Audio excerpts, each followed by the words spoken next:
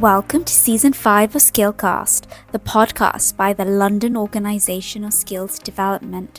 I'm Nurbanu, I'm your host, and this season is a little different. We're coming to you from a beautiful castle retreat, surrounded by nature, calm, and creativity. This isn't just another season, it's an experience.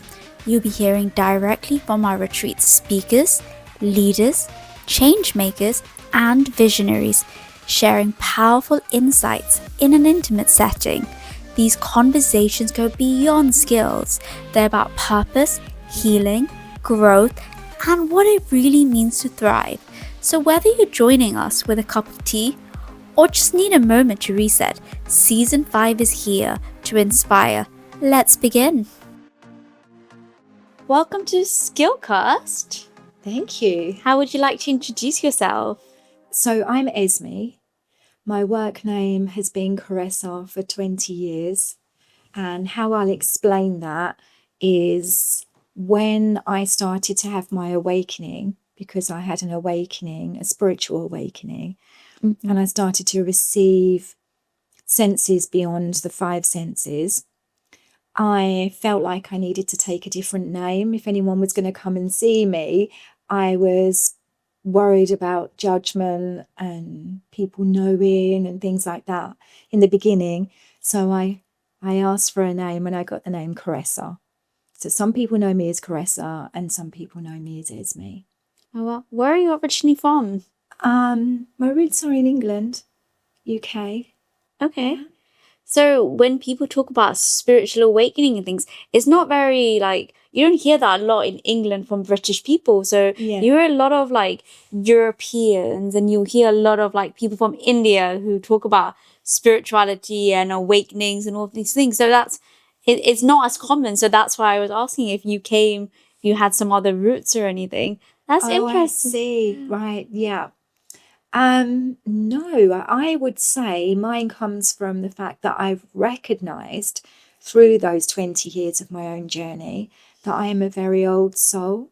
And as I've accepted my own soul journey and my shortcomings as well, in my own story, my own wounds and things like that, I've recognized that I'm an old soul that is here to actually do things that are much more deeper and beyond the logical mind, that will connect us in a healthier way back to ourselves and our initial light of who we are initially in the beginning. Did the awakening just happen during a time of difficulty, or did it happen just randomly, just as on an everyday life? Right? So what happened with me is I was married, and my marriage was a terrible marriage.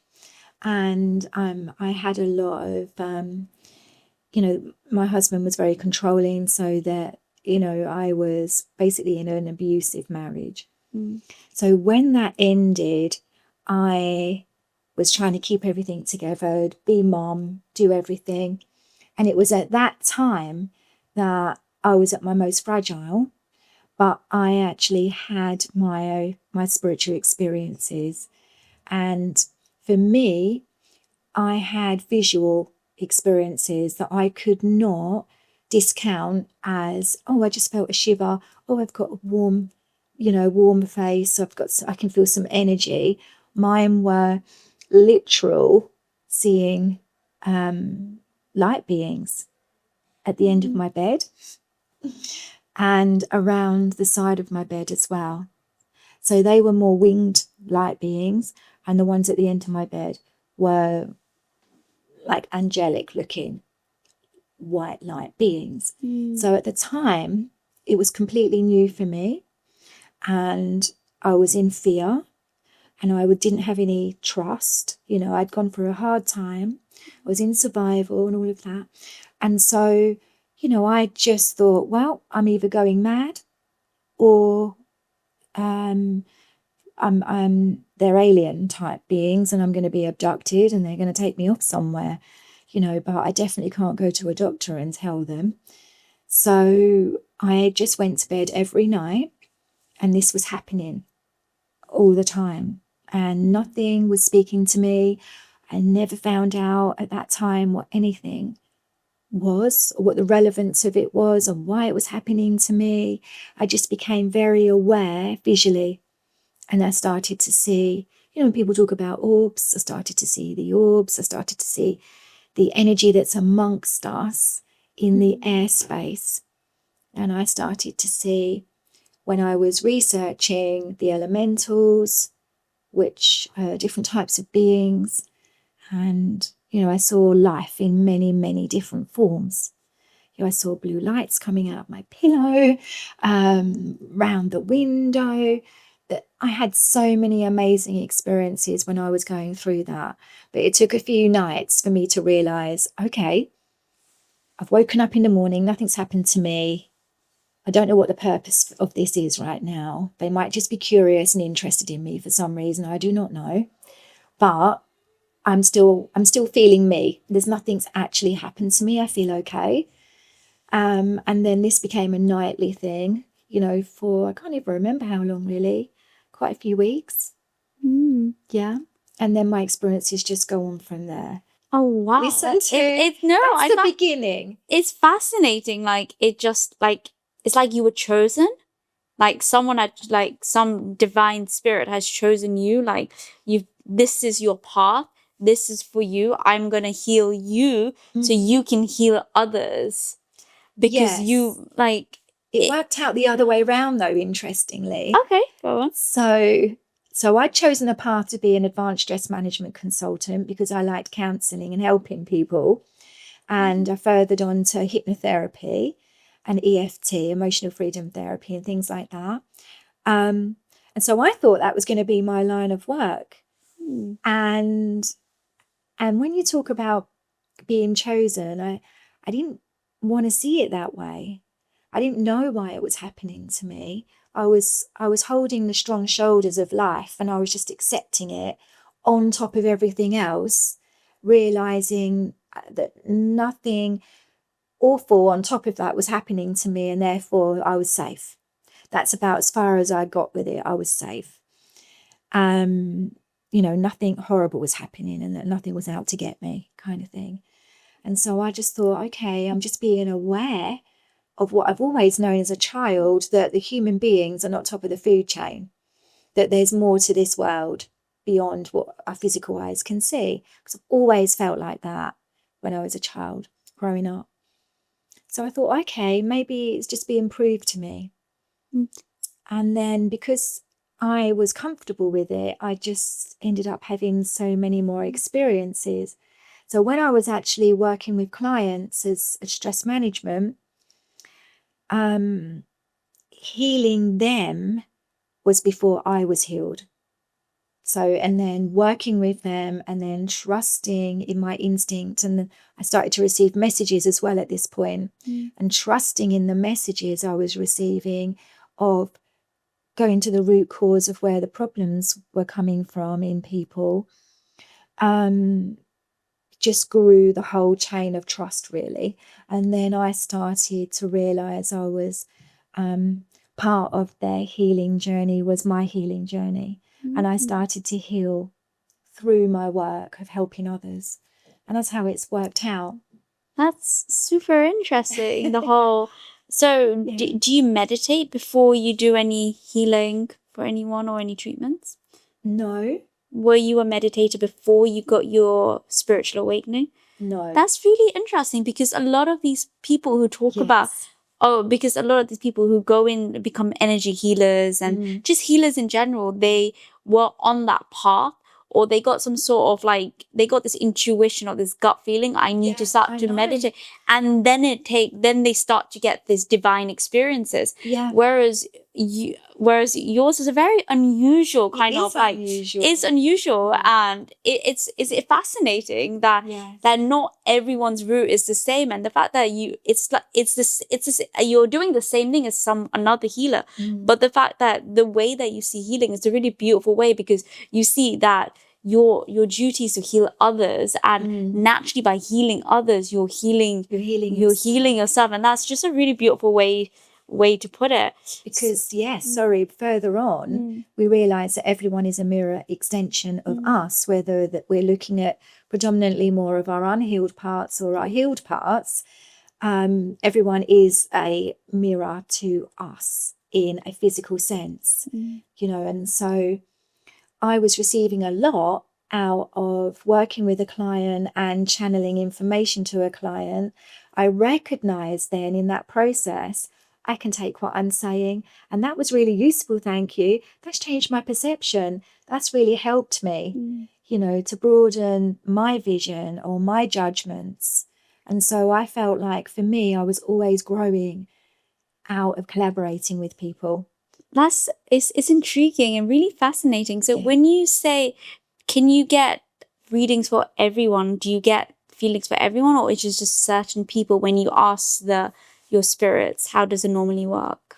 Oh, there's so much to say about this. So like me, I'm just sitting in front of you. Are you getting readings of me naturally, or if you wanted to? Because in this energy, I'm answering questions.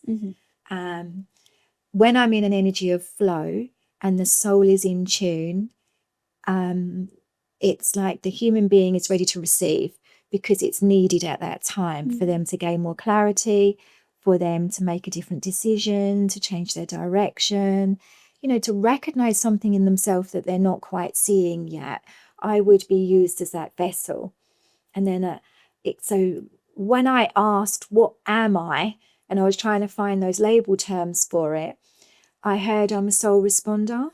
So I respond to the soul's need to heal and to make the human being aware of what that means and what that human being needs to be accountable for and change their behavior towards, and also gain clarity. So, so to me, it's all connected.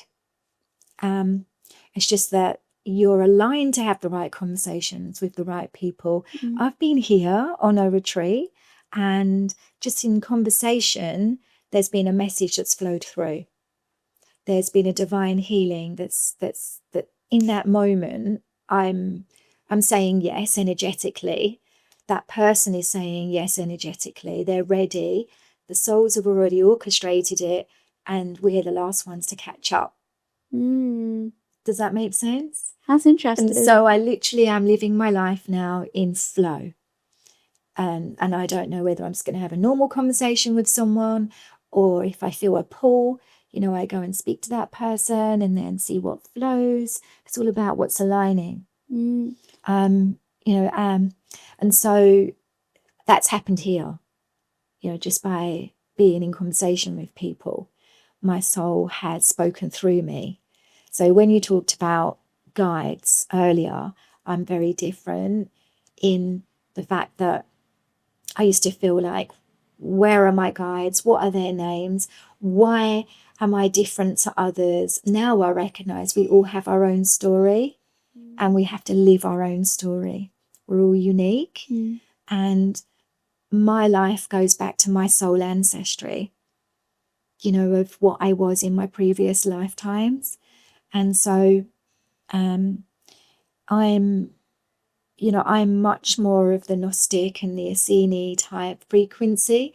So for me, it's oneness.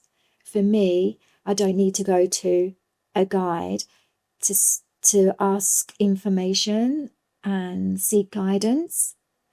For me, it comes from my connection with Source and the Divine. If that makes sense. Yeah, because I've spoken to other healers before, and they call upon like the archangels, and they'll start calling Angel Michael and all of these angels to help, these guides to help. And the way that you talk about it is from a very it's spiritual, but in different. It's more of I don't know, I want to say spirituality in a modern way. Yeah. Like agnostic. I know you mentioned the word agnostic, but in a way, spirituality isn't agnostic because you still believe in there's a source, there's a oneness as a whole. So it's deeply ingrained. It's very different, and I think it's quite good for people who don't believe in religion, don't believe in God, but still believe in some sort of source. And I think those are the people that I feel that you're probably connecting with very well, that they get these really strong intuition, gut right. feelings, but they just can't explain it, and they don't want to Yeah. refer to religion. And I think that's where you fit in very, very nicely and very well. Because I see that we don't have to seek externally, Yeah. that everything is within, and the way that the world is aligned physically, we are always shown to be seeking outside of ourselves for everything that we need, every answer. And so it's not about, for me, sitting there and having hours of meditation. People do that to switch their mind off so they can connect within and not be thinking about what they're doing later on in the day. But for me, luckily, I've already got that ability to be peaceful enough in my mind so that when I do receive a sentence, I hear that immediately. And it will often be in some worded form of vocabulary I wouldn't normally use. So I can definitely differentiate. And I know when a sentence has come in through a source channeled moment rather than, did I just say that to myself? No, because I'll have to Google the things that I hear. I'll have to Google what words mean. And now I've recognized that that's a higher intelligent part of me that's connected to me. And it's just fascinating. It's intriguing, different. Like, do you have a book that you've written about your story and your journey that people can? Not right now that's finished, but I will be. Yeah, I think it's interesting because there's a different perspective, because I have conversation with healers all the time, and this has been a bit different. It's been a bit unusual and a bit like, it's quirky. I like it. It's nice. I would say I am different and unusual. In a good way. In a very good way. In a very good way. And there's so many levels to this because it's all infinite, isn't it? It depends on how deep you want to go. But because I say yes to the universe, yes to growth, yes, to new alignments, new people and new learnings, but things are aligning and they're just going deeper and deeper and deeper. In flow. Right? In flow. Yeah. And before I know it, where I first started, psychic medium Caressa was my label. Oh, I'm a psychic medium. I hear information. I hear about people's relationships. I hear about people's work, people's choices. And now it's, okay, now I'm hearing, as a soul responder, what has been the generational struggle? What's being rebirthed through incarnation time after time? What's ready to go that's got the least resisting? So people can align into a higher vibration of their own nature and not from the ancestors. So there's so many different ways, to look at this. It's so interesting. Well, thank you so much for joining us on this podcast. I hope you had a good time. Wonderful. Thank you. Thank you.